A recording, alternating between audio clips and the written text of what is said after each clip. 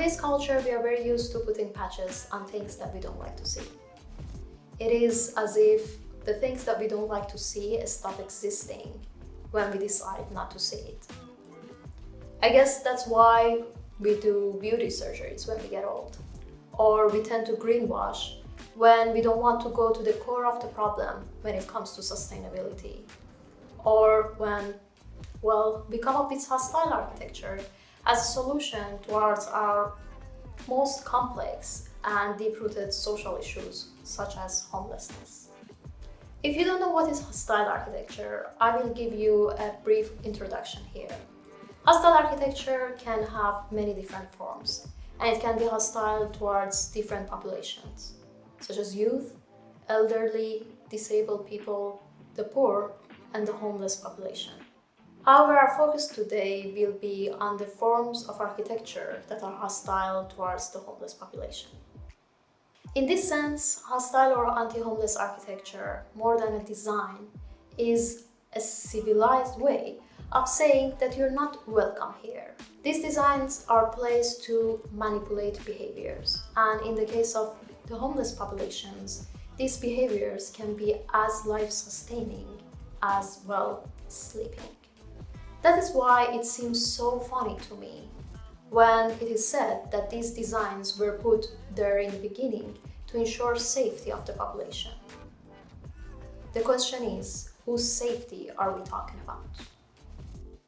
Well, before I keep talking again, let's go into the details of how these designs can look like. They could look like concrete spikes coming out of the ground in places where the homeless population uses them as shelter. They could look like metal bars on benches where homeless people sleep at night.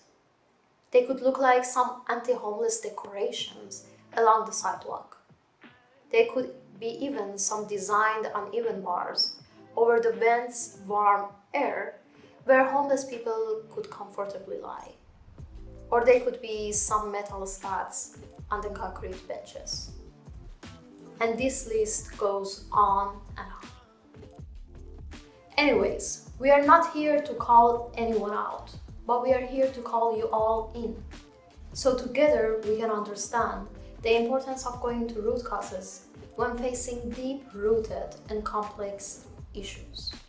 I guess what I'm trying to say is that, as clear as it may be, designing street spikes won't solve the problem of homelessness. It just puts a patch on it. It just takes it away from our viewpoint.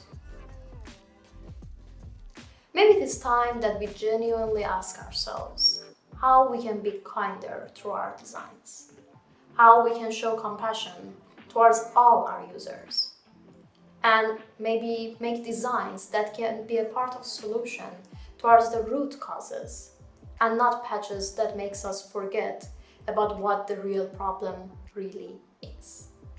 This for sure will be more difficult and it will take more time to solve, but for sure it will be more long-lasting.